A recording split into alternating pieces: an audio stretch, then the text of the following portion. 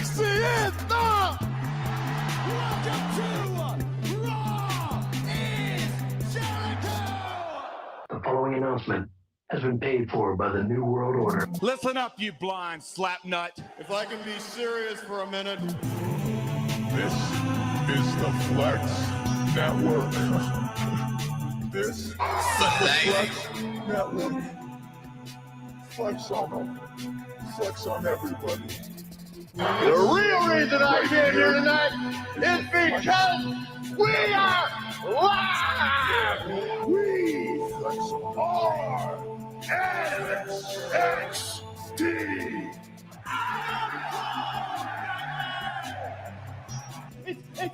It's go time, folks! Sweet!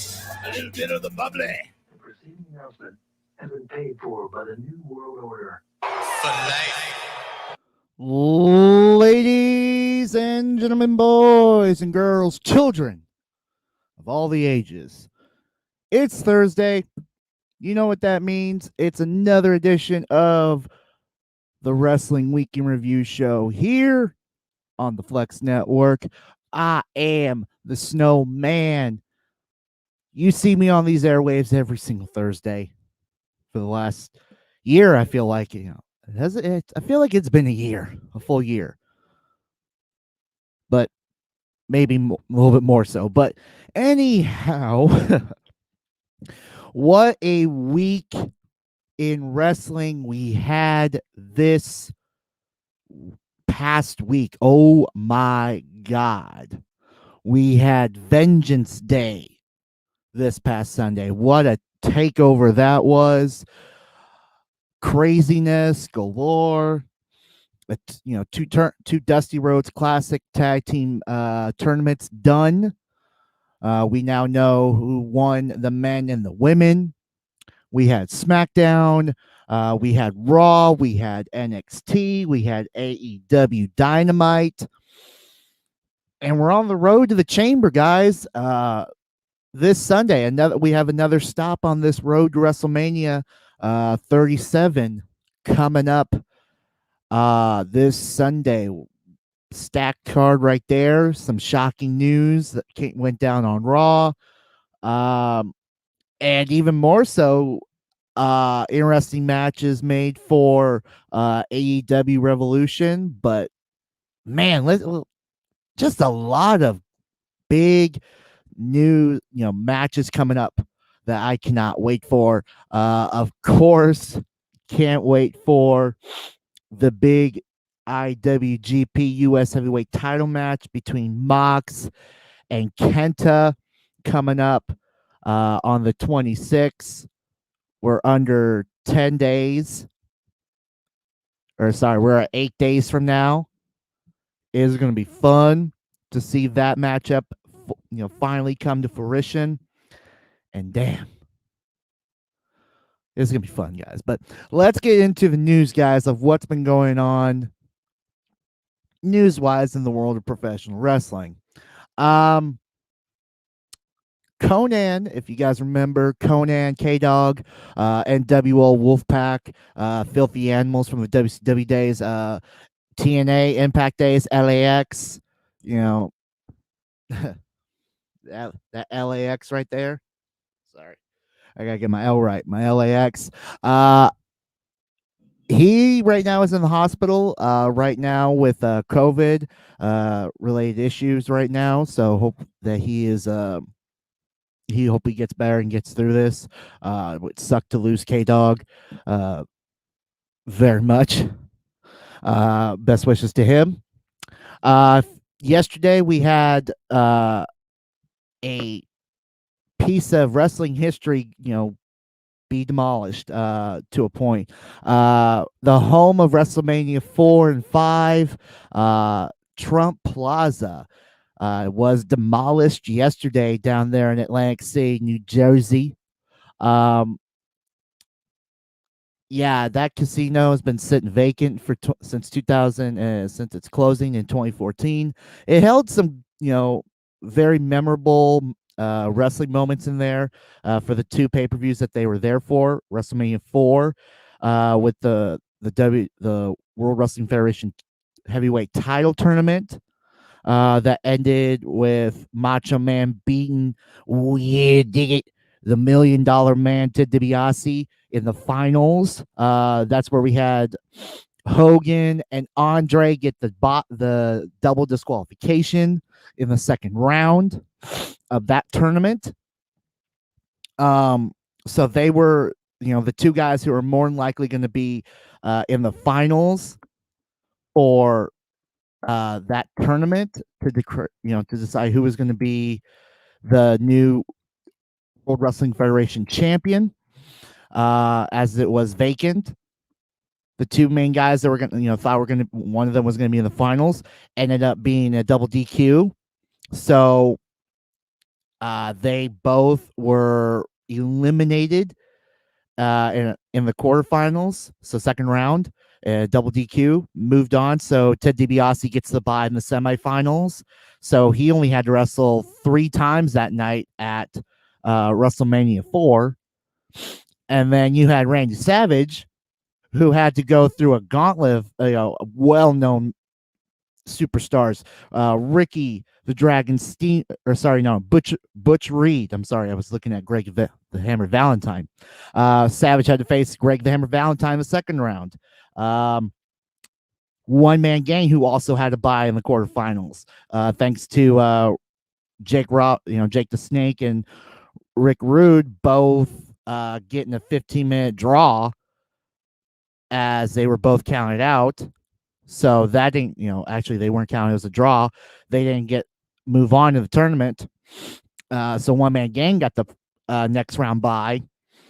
Randy Savage faced the One Man Gang in the semifinals, and then finals, Ted DiBiase taking on Randy Macho Man Savage, with Ted DiBiase having Virgil and Andre the Giant in his corner, and then Hogan, makes a surprise near the end of the match to help Savage, win the title, and that drove the whole into next year with the mega powers exploding and ending their relationship a year later and having to face off against each other one-on-one at WrestleMania 5. That was even a great pay-per-view right there.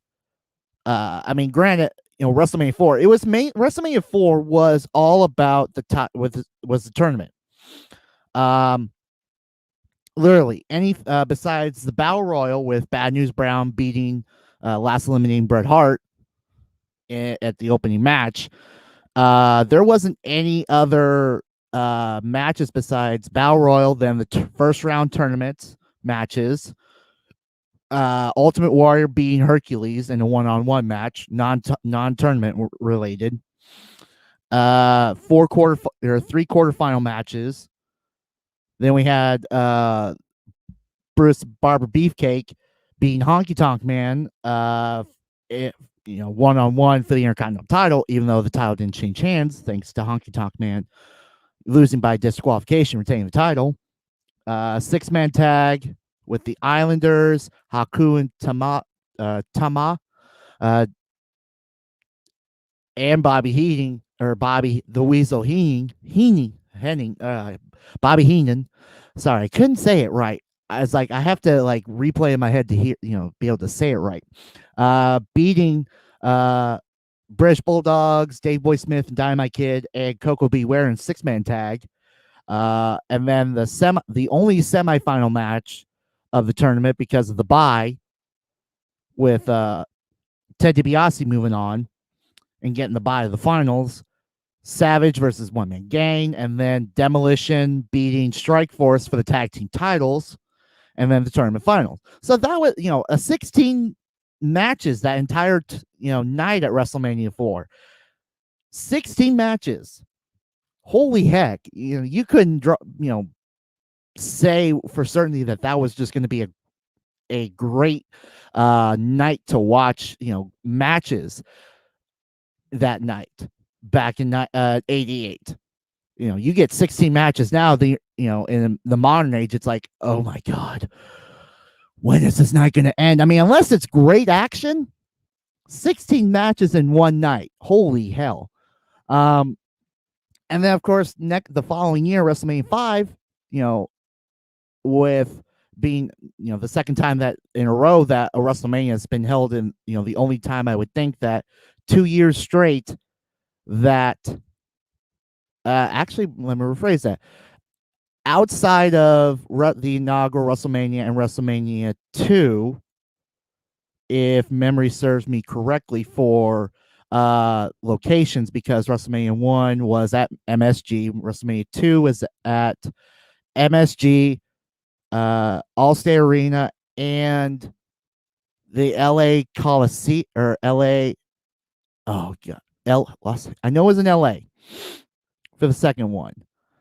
It was Memorial Coliseum. Wasn't. No, yeah, LA Memorial Sports Arena. That's what I was like. I'm trying to remember, but actually, no, it wasn't. It was at the Nassau Coliseum for New York, and then Chicago had Allstate Arena. So Madison Square Garden didn't get too straight, but WrestleMania 4 and 5 was the only place to ever get 2 straight WrestleManias. That is just crazy to think that one place was able to get 2 WrestleManias back to back in 88, or sorry, in 88 and 89. That I feel that was just awesome. Especially early in the WrestleMania years, where you're going from Madison Square Garden to Uniondale, New York, to split with 3 other venues for this event to try to be bigger from your inaugural WrestleMania, then to go to Pontiac Silverdome, and then to go to New Jersey for 2 straight years. Not a whole lot of places could say that. And then, of course, going to WrestleMania 6 to Toronto in the Skydome for the double title match with Hogan and Ultimate Warrior. But back to WrestleMania 5. A lot of great matches in that one. Mega Powers exploded, and another big event. 14 matches on that card.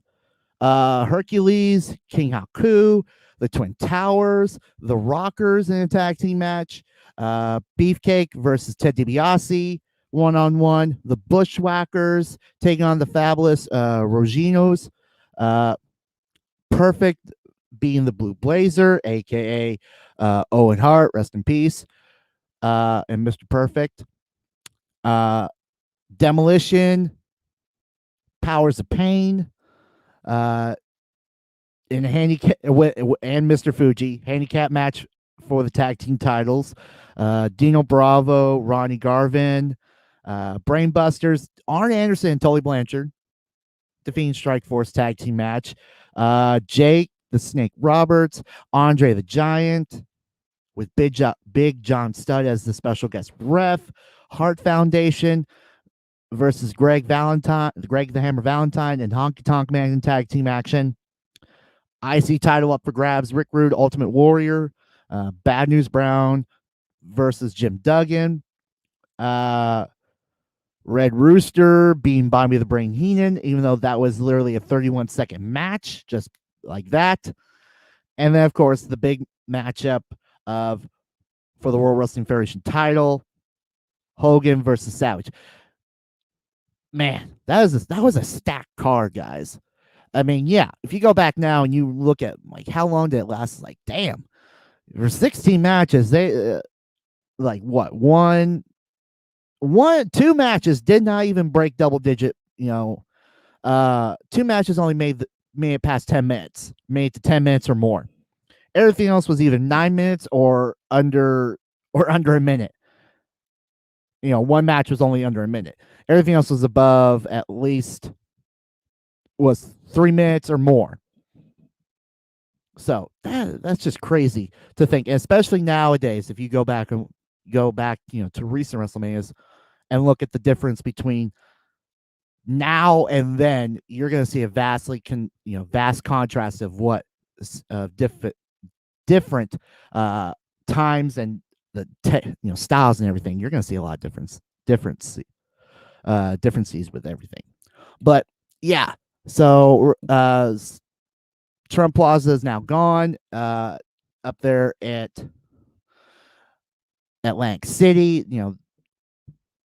it sucks to see a home of 2 WrestleManias be destroyed. But of course, outside of the nostalgic feel of seeing that building being, hearing that the building was gone, but it with everything going up there with that piece of property for years, being vacant since 2014, being closed, and how everything that went into with that building, I'm not sad to see it go. As I'm sure a lot of people up there in Atlantic City are not sad one bit to see it go.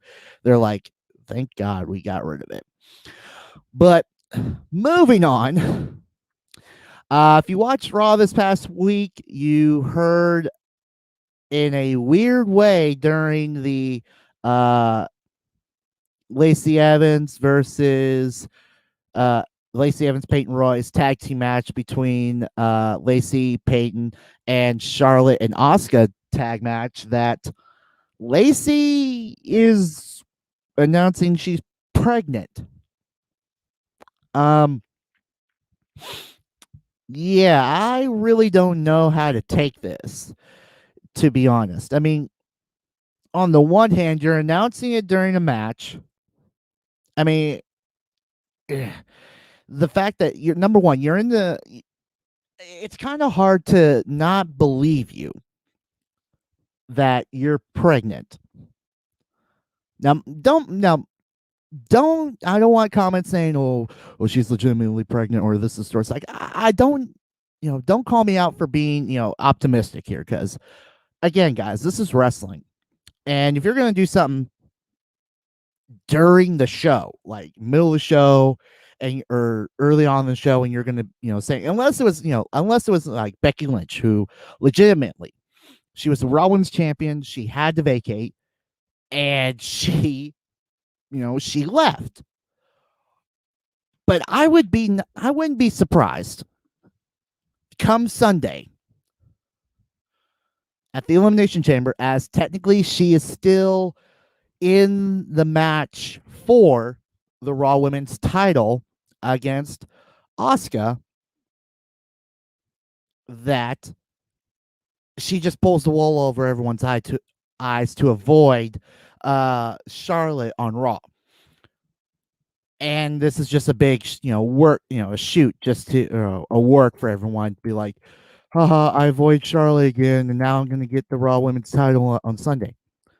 And I'm not really pregnant, whatever. I'm optimistic about that. On the flip side, if she is legitimately, which is being put out there, that this is legitimacy. This is not a story. This is not something for TV. This is real life, that she's pregnant. Congratulations is in order for the fact that you are pregnant. You are going to have another baby, and you and your legitimate husband are going to welcome another child into the world. Congratulations. And the fact that, and back on the other side of the coin, the optimistic point, the fact that they're going to try to play this off as Ric Flair's child, which is what a lot of people are thinking, especially when you're hearing Ric Flair wooing, and they're gonna call me daddy. It's like, no, please, no, for the love of Mike, do not go down that road. Literally, that would be the worst idea I have ever heard of, to do a storyline where Ric Flair is going to be someone else's daddy, when we all know in this, everyone outside of wrestling knows that you're married, you're happy in your marriage and everything. We know you're married. We know legitimately, outside of wrestling, you're married happily, and everything. We don't need to have an end story where it looks bad and like, okay, more, bad stuff's going to be happening, especially down the road. It's like, we don't need that headache. And I just feel like Charlotte is going to get the worst end of the deal because, again, she just came back in December, guys, after months off since summer, and now she's coming back to have a program with Lacey. I'm okay with having a program with Lacey where she's getting under her skin and it's going to be a rivalry, that kind of thing, a program with that. That's okay and well and fine. But if it's going to get into the into personal lives of of Ric Flair that and Charlotte, they're going to be looking like, okay, Flair's cheating on her husband, on is going to be cheating with his wife to be with her, when it's like it's just a convoluted mess, and it's like a headache that I don't think anyone wants to see, especially for Charlotte, because again, that's just going to be a bad blow right there. And for someone who's trying to be going to be professional and work this angle, it just doesn't look good if it goes that way.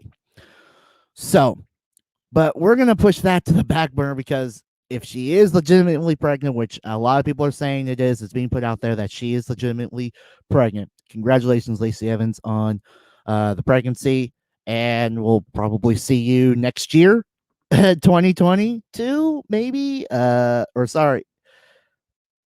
Yeah, probably 2022, maybe even, before the end of the year.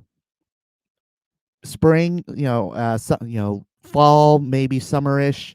Sorry, not summer, fall, next winter, sometime. But again, we'll see. Hopefully this is a good chance for her to reset and come back to something better. Other little bit of news, rapper Bow Wow is looking to get in some ring time, maybe coming to the WWE for for a little bit, as he's going to be in the ring with getting some ring time with Rikishi at his school, Knox Pro Wrestling Entertainment in LA. Over the week, he sending out tweets to Bad Bunny, hey, lay off, you better, telling Damian Priest, like, hey, tell your boy lay off on John Morrison, because that's my buddy and whatnot. So it looks like they're trying to get Bow Wow in for a program, probably around WrestleMania time. So it should be interesting, to say the least, of what that's going to look like. So be on the lookout for Bow Wow to be making an appearance, soon-ish. And then lastly, if you guys know the name of Eli Drake, dummy, yeah. From over there at Impact / and NWA Power, the NWA, as he was over there for a little while. He is now making the move on over to NXT and is going to be LLA Knight. I kind of want to see if he brings the dummy, yeah, gimmick with him, because that is just funny right there. That whole dummy, yeah. And I think that this is going to be good for NXT to have, Eli Drake. I'm still going to call him Eli Drake until he actually gets in the ring. But yeah, it's just going to be funny and awesome, to say the least, for having Eli Drake on the show in Impact Wrestling, because on NXT, because it's going to be great. He's had some great matches, done some great work over there at NXT and at NWA Power before they pieced out for everything that went on with the virus and everything. So, but yeah, I'm trying to find a good clip for you guys for the whole dummy, yeah. Gotta love when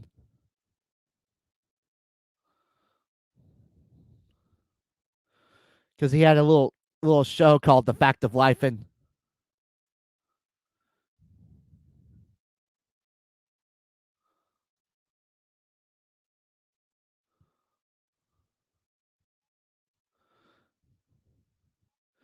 I finally found it. Finally got it for you. Say dummy. Dummy. Yeah. Yeah. Then you look at Yeah, having Eli Drake, aka LA Knight, being a part of NXT, that's gonna be great entertainment right there, and should be fun to watch, guys. I kid you not, it's gonna be fun. Moving along, I think that is actually that is gonna be it for all the news legitimately right now. So let's get into the recaps, guys, as we move along. SmackDown this past week, King Corbin and Sami Zayn taking on Rey Mysterio and Dominic in qualifying matches for the Chamber. This coming Sunday, this was past SmackDown. King Corbin, Sami Zayn picking up the victory over Rey Mysterio and Dominic. They're moving on to the Chamber match. And then I'm back again. I feel like King Corbin has, the mojo's lost with him with this whole King Corbin shtick. It's getting bored for me, but Sami Zayn, I've been liking what he's been doing with the whole conspiracy theories. It's been fun. It's just been a hoot and a half to watch. And then Rey Mysterio and Dominic. I don't know what's up with them right now. I don't know if they're what WWE is going to be looking to do with these guys now. Granted, with Seth Rollins back in the fold, I hope to God. Let me illustrate this. I hope to any guy, any god out there, that this just does not end up replaying everything again that went on from Raw that got transferred over to SmackDown earlier in the year, from last year, and it fizzled out. Thank God. Seth had to leave, for pregnancy, and the birth of his their child. I hope it gets just moved on and pushed aside. We don't have to see that again. But I feel like Rey Mysterio and Dominic should be pushing to get into the tag team title picture, rather than just getting beat and demolished. Because again, trying to get Dominic more ring time, especially on SmackDown, I think you put him in the tag team title picture, especially with his dad. That would be great great action to see right there, and it would help the tag team division over there, because the only teams you have over there that are actually being seen is Rey Mysterio, Dominic. I mean, their tag team. Tag champs right now, Ziggler and Rude, and the Street Profits. Other than that, I've barely seen any. Oh, sorry, and Otis and Chad Gable. But they're still a work in progress to a point. But I feel like Rey Mysterio and Dominic can, if they get a good run to take on the tag team champs, I feel like they can hold the tag team titles for a little while. Maybe get some, maybe trade back and forth, have a good series with Ziggler and Rude. But again, it's all going to depend on what WWE is going to want to do with Dominic and what they're going to do with the tag team division on SmackDown. Moving on, Big E defending the IC title against Shinsuke Nakamura. Unfortunately for Shinsuke, he does not get the IC title thanks to Big E winning via disqualification, and he retains the title. And again, Big E, has been holding it down as the IC champ. I think he's been a great Intercontinental champion. The program that he's been running with Apollo Crews, it's been great. Even with Sami Zayn thrown in for the mix, trying to get back his Intercontinental title. It's been fun. And of course, Shinsuke Nakamura coming back with his old theme instead of his heel. I want to call it heel theme, with the lyrics and everything, but I like his old theme. It was one of his better ones. Women's action, the only women's action on SmackDown this past week. Bayley taking on one of her I want to say her NXT friends, or I'm not gonna call her former friend or whatnot, but it's just one of her friends. Liv Morgan of the Riot Squad. That was a good matchup right there. Bailey beats Liv Morgan. Hope she's hoping to get back in the SmackDown title picture. Street Profits in tag team action, defeating Otis and Chad Gable. And then in a big tag team match, qualifying match, for the Chamber, we had Daniel Bryan and Cesaro taking on Robert Roode and Dolph Ziggler, the tag team champs. And they both, Daniel Bryan and Cesaro, qualified for the Chamber that is going to have Kevin Owens. Sorry, I have to get down to. It's going to have Kevin Owens, Corbin, Sami Zayn, Cesaro, Daniel Bryan, and Jey Uso inside the Elimination Chamber for the right to challenge Roman Reigns immediately following the SmackDown Chamber match at Elimination Chamber. We'll run down the Elimination Chamber card coming up in a little bit. But that was SmackDown. Another 5 matches on that night, on this past week. We know on the Go Home show for the Chamber this week, or tomorrow night on Friday, we're gonna see Kevin Owens, Daniel Bryan, Cesaro taking on Jey, King Corbin, and Sami Zayn in a big 6-man tag team match. I feel like they could have this past week, or sorry, not this past week, but this upcoming show, they could have done another either a gauntlet match or a beat the clock, challenge to determine who is going to be last in the Chamber for SmackDown.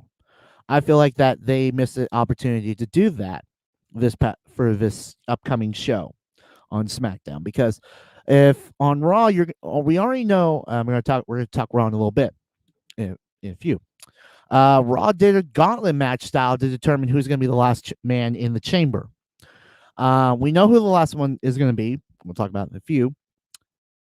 But to say the least, have some form of, determination of a match on the last show before or the previous show, because actually can't be the previous show because it was qualifying matches. But I think if the Chamber was another week away, they could have probably gotten away with another gauntlet match to determine last entry, or who's going to be beat the clock matches on SmackDown to determine who's going to enter in last and who's going to enter in first, whatever. But I feel like they dropped the ball this time around, unless for some reason on SmackDown they're going to make a determining factor of losing team will be one of the first. I mean, whoever gets pinned in the 6-man tag gets entered in first into the Chamber. Is one of the first entrants into the Chamber. So they're going to have to run the entire Chamber match starting in the ring instead of in one of the pods, which would be kind of interesting. But again, we'll find out this Friday on SmackDown on Fox. That was SmackDown this past week. Let's head on over to Raw and talk about what went down on the Raw, on the Raw Go Home show for the Elimination Chamber. The Miz has taken himself out of the Elimination Chamber match, so he has left open a vacant spot for the Elimination Chamber match. And what to do? So we have a match between the Miz and Kofi Kingston. If Kofi Kingston wins, he gets into the Chamber in the spot that the Miz vacated. If the Miz wins, then John Morrison gets his spot inside the Chamber. And Miz versus Kofi was a good match. I'll be glad to say that was a good match to watch. Kofi gets the victory, and he is now qualified into the Elimination Chamber match.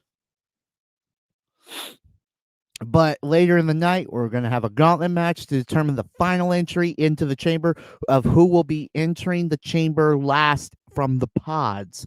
We'll talk about that in a few minutes. Matt Riddle, and I'm still going to call him Matt Riddle. Matt Riddle and Lucha House Party taking on the Hurt Business.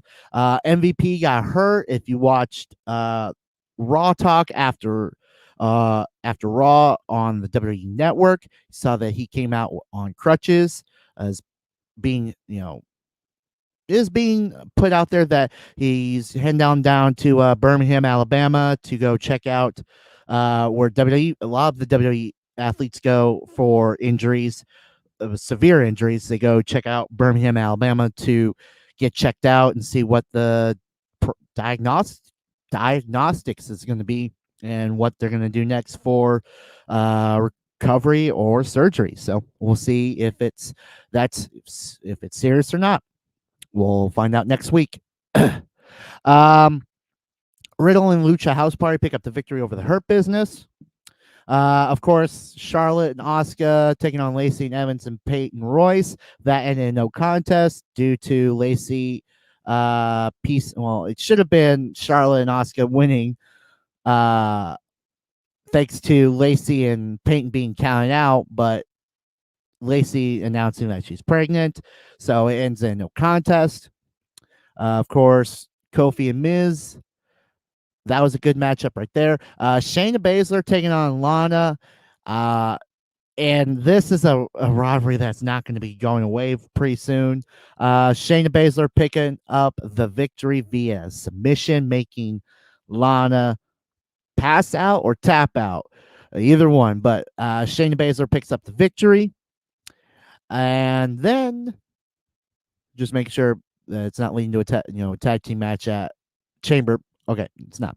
And then, of course, the gauntlet match to determine the last entry into the Elimination Chamber for the Raw side.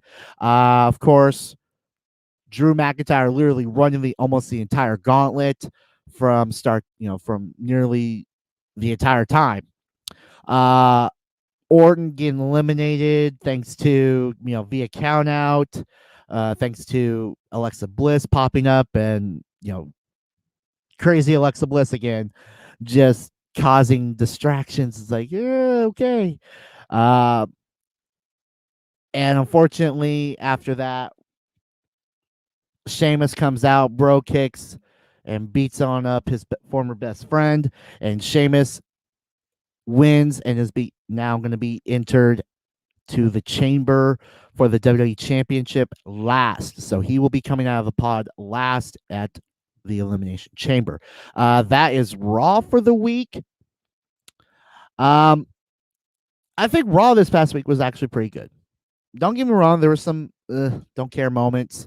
But still, I mean, even to see Bad Bunny Bad Bunny getting the 24/7 title, and that was just funny on its own. But the Kofi and Miz match was good. The Gauntlet match was great from start to finish. Charlotte, the women's tag team match, didn't care for, of course, because again, we don't know who's going to be taking the place of Lacey Evans, or even if she is legitimately pregnant. We don't know, and hopefully we can find out soon what's going to happen in Elimination Chamber, who's going to get that title shot. But moving on from Raw, let's get on over to the Black and Gold brand. Let's talk what went down at NXT Vengeance Day this past week before we talk about what went on at this past week's NXT show, last night's show. Great, literally one of the best cards so far for NXT. Actually, let me pull that back. But the Vengeance Day was awesome, guys. Hands down, it was an awesome event for NXT. Of course, we had Eli Drake, aka LA Knight, make his appearance on the pre-show. We had 5 great matches on the card with women's Dusty Rhodes Tag Team Classic Finals between Dakota Kai and Raquel Gonzalez taking on Ember Moon and Shotzi Blackheart. That was awesome. And of course, the winners of that match get a future women's tag team title opportunity. Um, and they literally killed it, guys. That women's tag team classic finals was great. I loved every second of it. Dakota Kai and Raquel Gonzalez pick up the victory. They are your Dusty Cup winners for the women's side. And then on the men's side, who will get a future NXT title opportunity, MSK taking on Grizzled Young Vets, last year's runner-ups in the Dusty Cup tournament, looking to get back, not only make it to a second finals, but to win a tournament, a Dusty Cup second or for the first time in 2 tries. Unfortunately for Grizzled Young Vets, a great matchup with these guys. MSK picks up the victory. They are your men's Dusty Rhodes Tag Team Classic champs, and it was a great tournament, guys. I loved it. One-on-one match for the NXT North American Championship. Johnny Gargano taking on Kushida. Before the match, in the back, while the way is walking out, you see Dexter Lumis kidnap Austin Theory, and Johnny's sending Candice and Indy Blackheart out to go and find him, or sorry, Indy Hartwell. Sorry, I don't know why Blackheart, but Indy Hartwell out to go find him, leaving a one-on-one match between Johnny and Kushida, and they tore that house down, guys. That was a awesome North American Championship match. Unfortunately for Kushida, Johnny picks up the victory, escapes with the title in his hands. Triple threat match for the women's title. Io Shirai taking on Mercedes Martinez and Toni Storm. And these girls killed it, guys. I could not have enjoyed this match, bar none. It was awesome from start to finish. Io Shirai pins Mercedes Martinez. Toni Storm is not pinned. And Io Shirai picks up the victory, pinning Mercedes Martinez. Hopefully, Io Shirai and Toni Storm rivalry continues as we get closer to TakeOver Tampa Bay Part 2. Let's be honest. The next time that there's going to be a pay-per-view, I would think, is going to be at TakeOver Tampa Bay. So you still got another month left of regular NXT, maybe a special to fill in between now and TakeOver Tampa Bay 2. Or just Tampa Bay in general, because last year we didn't get a TakeOver. We had a NXT, showing of, it's Tampa Bay, but it wasn't an actual TakeOver. It didn't feel like it. We just had the matches from TakeOver on NXT programming for 2 weeks. So hopefully this time around we're going to get Tampa Bay before WrestleMania, and it's going to be great, guys. And then main event for the NXT title, Finn Balor taking on Pete Dunne, and that was a damn good match, guys. Finn and Pete Dunne literally looked like they were breaking almost every bone in their bodies. With hands, wrists, necks, arms. It's like ankles. It's like any body part could have gotten snapped here, just of the technical and the submissions, just the pure pain that these guys are putting each other through was awesome. Finn Balor picks up the victory, retains his NXT title, and then afterwards, the system got shocked as Pete Dunne and his buddies, the NXT Tag Team Champs, Larkin and Danny Burch, come on out and beat up on Finn. Out comes Undisputed Era's Fish, O'Reilly, Roderick Strong, and Adam Cole to clear out the assault on the NXT champ. Kyle O'Reilly picks up Finn's, offers his hand, like, hey, respect. You're the man. They went to pose, and Adam Cole just super kicks Finn Balor right between the eyes. Kyle O'Reilly in shock's like, "Hey, what's going on, man?" It's like, "What was that for?" Blah blah blah, and gets turned around. It's like what's going without checking in on Finn. Turns around and poof, super kicked from his own brother in the Undisputed Era, Adam Cole, to end the show. It's like, what the heck? The system just got shocked. Of like, talk about vengeance. I thought, of course, vengeance is always a dish best served cold, but damn, guys, that was one hell of a Vengeance Day, guys. Questions left unanswered, new questions arising, and we got a good glimpse of it last night on NXT TV. Of course, Ember Moon and Shotzi Blackheart taking on the Ways, Candice LeRae and Indy Hartwell. Moon and Shotzi picking up the victory thanks to Candice LeRae abandoning Indy after Johnny went out and found Austin Theory in a van, kind of tied up and everything. Indy got taken out by Ember Moon and Shotzi. They pick up the victory in the tag team match in the women's division. But they still got Austin Theory back. And then Leon Ruff taking on Isaiah Swerve Scott. Leon Ruff picks up the victory in a good match, really good match between Isaiah Swerve Scott and Leon Ruff. Afterwards, Isaiah Swerve Scott is like, "Hey, you got the better of me," and then just Cole cocks him and goes to town on him. Women's tag team action.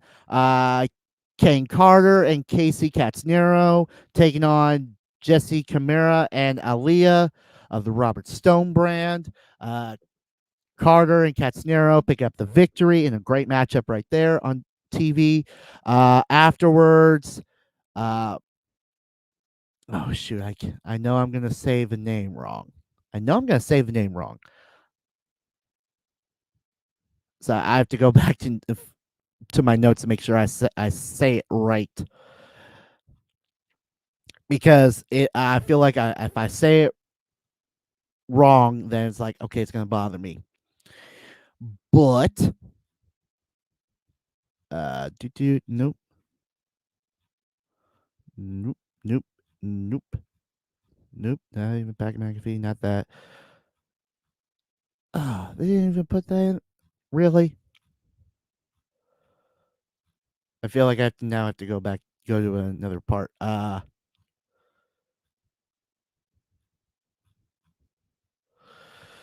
have to find it now if I had my notes, but let me go double check of where in my notes I have it. Because I know I'm going to say the name wrong. That's what's bad about this, is I'm going to say the name wrong, and it's just going to bother me to be like, why did you say it wrong when you know it was, you said it right. Yep. TakeOver Fallout. Boom.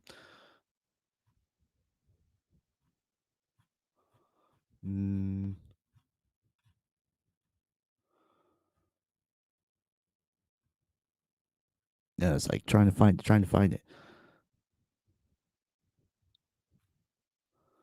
Do. That's what I thought it was. Zia Lee. I know if I said it wrong, I was going to get it right. But yeah, CG, Corey checking in. SnowMan is live. Like, yeah, this is live. But yeah, Zia Lee coming out, marking on Casey's hand. Next week she's going to get purged from her. Her friendship's going to get purged. So that's going to be a fun matchup to see next week. Zia Lee and Casey Catanzaro go one-on-one. Kushida taking on Tyler Rust.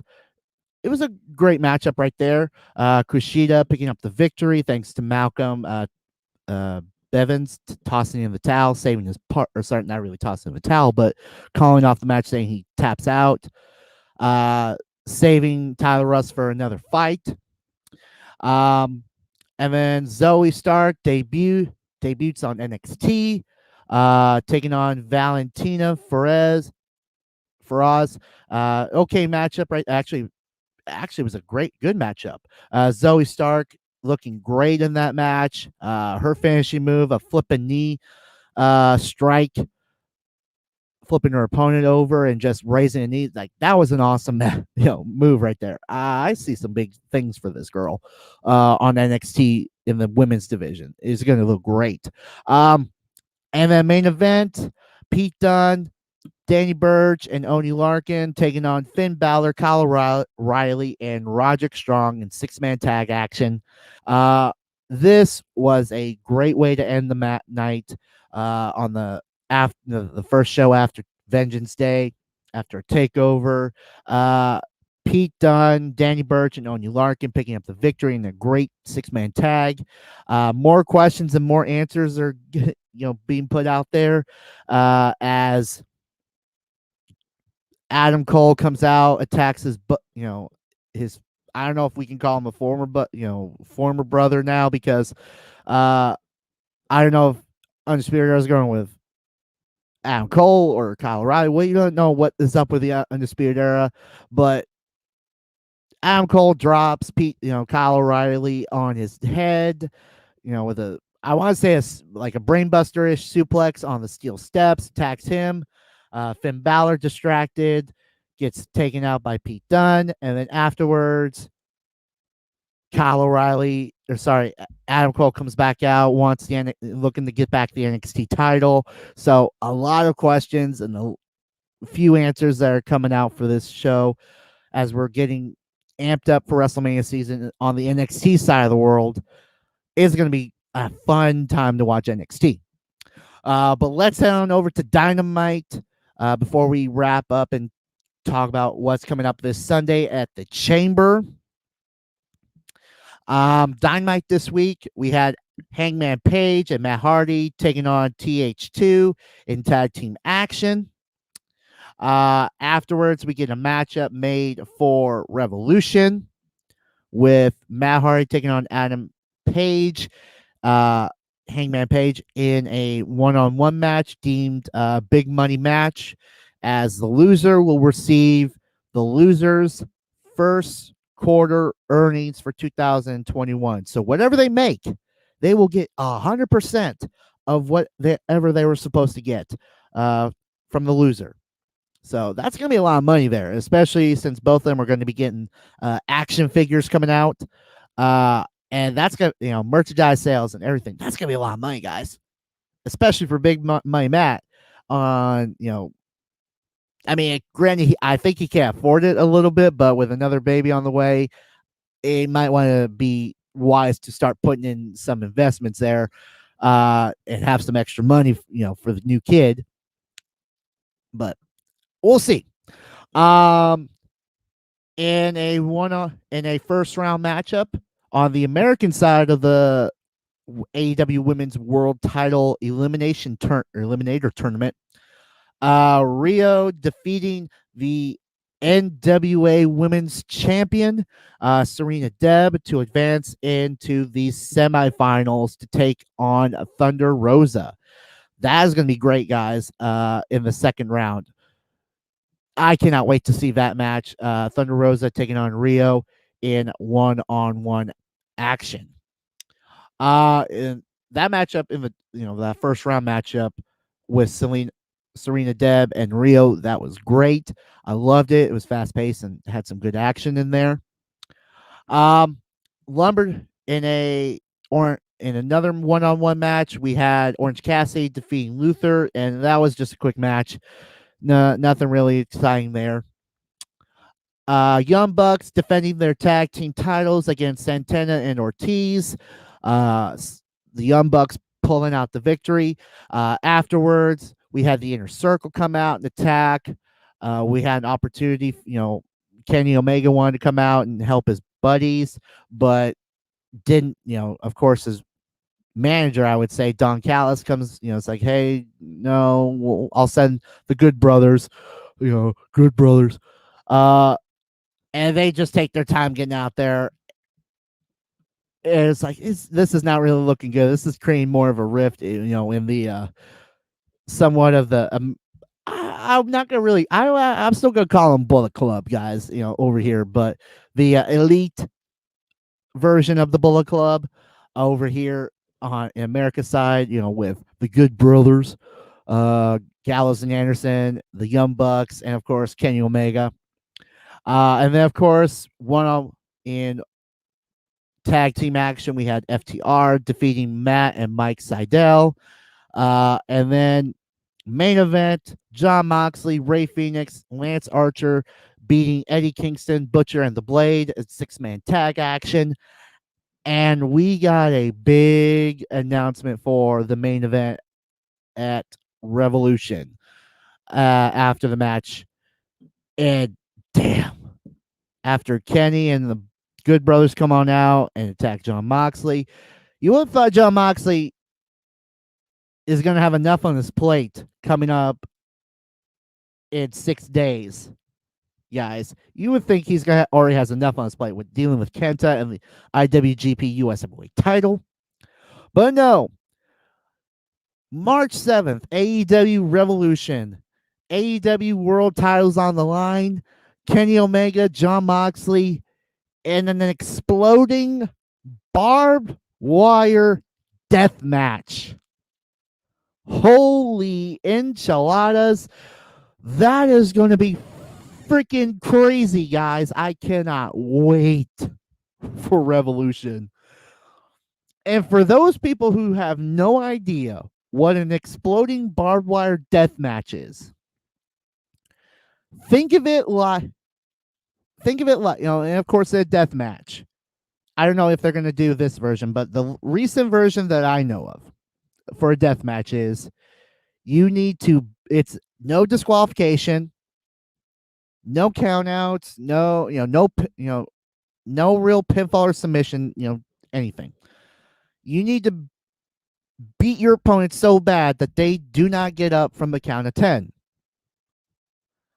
However, because this is going to be a barbed wire death match, and what I've looked into, the ropes are going to be removed, and it's going to be a barbed wire rope. At least what I'm thinking this match is going to be. Barbed wire ropes instead of the ring ropes. So the ring is going to be surrounded by barbed wire. And then the posts are going to have somewhat of an explosion factor into it, to where you get thrown into it, you're going to get poof. And the best way I can describe this is, if you remember, for a lot of us wrestling fans, if you remember the mantra for Cactus Jack, Mick Foley, the king of the death matches, I want you guys to go back and watch Cactus Jack versus his best friend, one of his best friends in the wrestling business, Terry Funk, the king of hardcore, way back in the day. Literally. I'm like trying to remember. I'm trying to look up what the death match it was. 95. The 95 King of the Death Match tournament.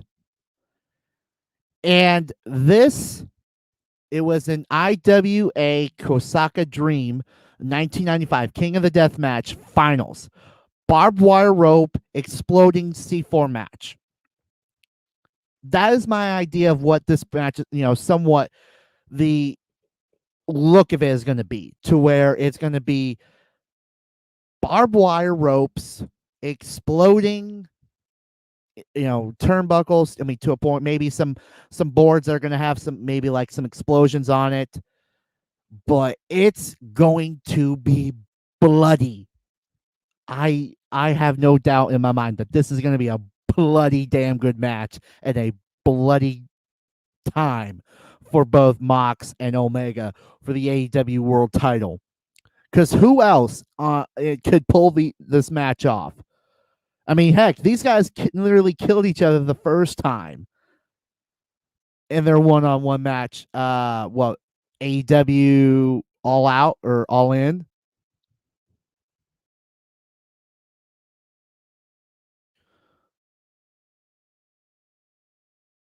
Yeah, the first time it was I want to say it was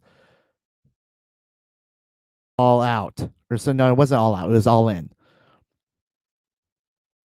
Do.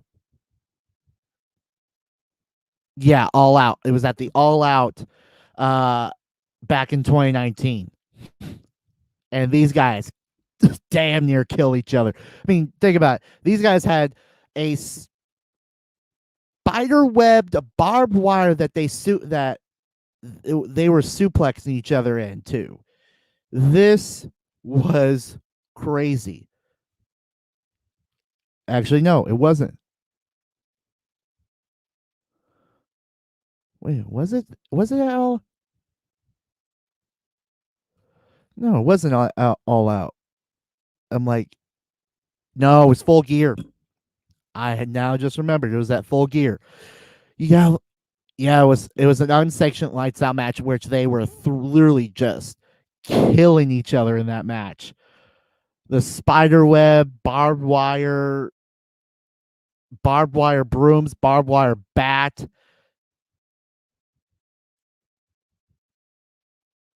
It was legitimately crazy, guys. But yeah, that's gonna be awesome to see. Yeah, and March 7th, we do have matches that we know of for Revolution. Young Bucks will defend the AEW World Tag Team titles against the Inner Circle. Street Fight tag team match. We're gonna get Team Taz with the Machine, Brian Cage, and Ricky Starks taking on Darby Allin and Stinger, the Stinger, in a street fight. The AEW Women's title is on the line as Hikaru will take on the winner of the Eliminator tournament. And then in the big money match, Adam Page will take on Matt Hardy. And then face of the Revolution ladder match, it will be Cody Rhodes taking on Scorpio Sky, Penta El Zero, and taking on 3 more entrants. We'll find out who they're going to be. The winner will receive a future AEW TNT Championship opportunity, and then the exploding barbed wire death match for the world title, Omega versus Jon Moxley. March 7th is going to be great, guys. I cannot wait. But let's quickly get into what's going to happen this Sunday at the Chamber. As we're going to talk quickly about what's coming up this Sunday at the Elimination Chamber match or the pay-per-view. Switch on back over here. Actually, no, I'll just keep that other part up. Elimination Chamber match for the WWE title on the Raw side. Drew McIntyre will defend against AJ Styles, Jeff Hardy, Randy Orton, Kofi Kingston, and the last man in is going to be Sheamus. Raw Women's titles up for grabs. Asuka will defend against an unknown opponent because, again, Lacey Evans, if she's legitimately pregnant, she's going to be gone. So it's going to be a replacement. Triple threat match for the U.S. title. Bobby Lashley will defend against Keith Lee and Matt Riddle. Jey Uso, Kevin Owens, King Corbin, Sami Zayn, Cesaro, and Daniel Bryan in an Elimination Chamber match. The winner will immediately face, at least what they're saying on TV, will immediately face, aka later in the night, will face Roman Reigns for the for the Universal title. I reading my notes here. It's like versus Roman Reigns versus the SmackDown Elimination Chamber winner. But yeah, so Roman Reigns will defend the Universal title against the winner of the SmackDown Elimination Chamber match. And that is going to be the Chamber, guys. So I cannot wait for this Sunday. It is going to be blast. But I think that is going to be it for me, guys, this week. Let's do some house cleaning before we peace on out of here for the week. You guys, you should be liking, subscribing, and following us on all of our social media accounts. We are on Facebook. You can follow us at Flex Network Flex Network 1. On Twitter, we're on for your football and fantasy football content. We're at the Flex Network 1 for your fantasy football and football content. For your MMA, UFC, kickboxing, all that, you should be following us at MMA Evergreen. And of course, you should be following us here for the wrestling side of the world at FlexNet_PW Elite for all your info and everything you want to know with wrestling. Drop us a like, drop us comments. We'll talk about them. Of course, we respond to everything. Of course, you can find us also on YouTube. You can search us for both the Flex Network and the Flex Network Wrestling. You could just search Flex Network and Flex Network Wrestling. Make sure you guys like and subscribe to all that. And of course, we are also on podcasts. We are all on all the major podcasts.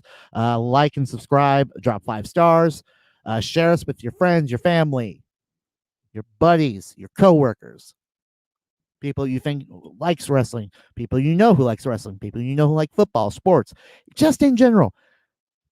Send them to our way. Get them to like it. Share the link with everybody. We want to grow. We want to keep this train moving. But that is gonna be it for me, guys. I will be back next Thursday, talk what went down at the chamber, look ahead to hopefully what's going to be coming up for Fastlane. We'll talk what's actually next week will also be we'll talk what went down at New Japan's New Beginning USA, as John Moxley will be defending that IWGP US Heavyweight title.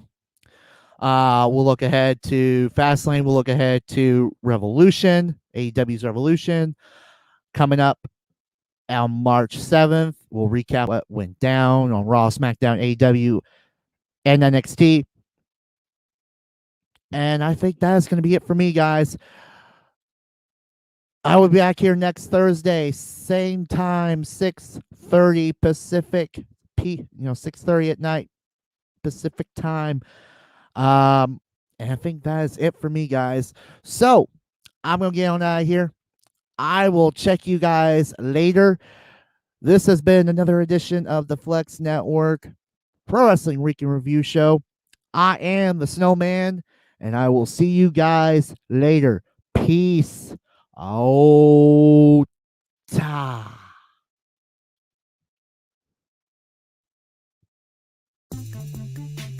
This has been the Pro Wrestling Week in Review Show. You got some fellow Canadians. But when you're from Calgary, Where's that? Alberta, Canada, A one-way first-class ticket to Larryland. What is it with you folks coming to Florida? Stay in your own country. This is the Flex Network. This is the Flex Network. Flex on them. Flex on everybody. Right here. Why me? Why me? Why me? don't blame Canada, blame yourself. Feels like showtime every minute to me. I can't help it. No. That's my story, and I'm sticking to it. Ta-ta for now. We're out of time. Good night on Nitro. The preceding announcement has been paid for by the New World Order. Well, you're welcome, Jurassic Slap Ass.